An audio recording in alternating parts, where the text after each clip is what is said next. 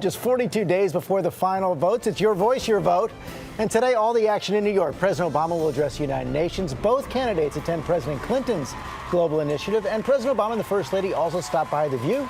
Barbara Walters is here with a sneak preview of that. But first, let's get to ABC's Jake Tapper with more on the president's UN speech. Good morning, Jake. Good morning, George. Well, Mitt Romney and Paul Ryan will be kicking off a bus tour in Ohio today, trying to regain some momentum in a state where they're trailing. But President Obama will be at the United Nations, telling the Assembly of Leaders that the United States will do what we must to prevent Iran from obtaining a nuclear weapon.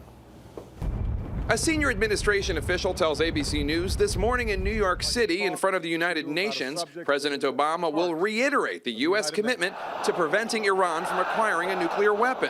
He'll also call on leaders in the combustible Muslim world to end the violence and declare the U.S. will not shrink from bringing to justice those who harm Americans. Sensing an opening, Mitt Romney has been assailing the president for describing the unrest in the region as bumps in the road. Bumps in the road. We had an ambassador assassinated. And of course, Iran is that much closer to having the capacity to build a nuclear weapon.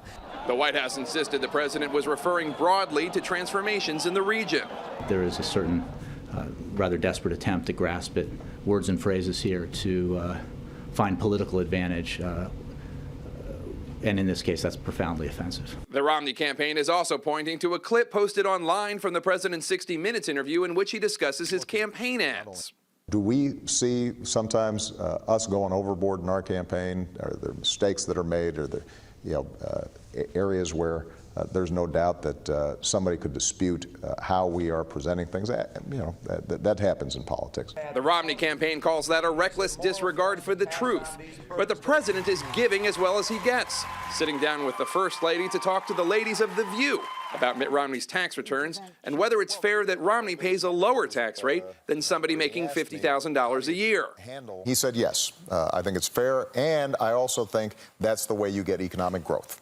I've just got a different vision about how we grow an economy. I think, Barbara, that you grow an economy from the middle out, not from the top down. But the president will, of course, have an international focus today. At the UN, the president will say, quote, "We must affirm that our future will be determined by people like former Ambassador Chris Stevens and not by his killers."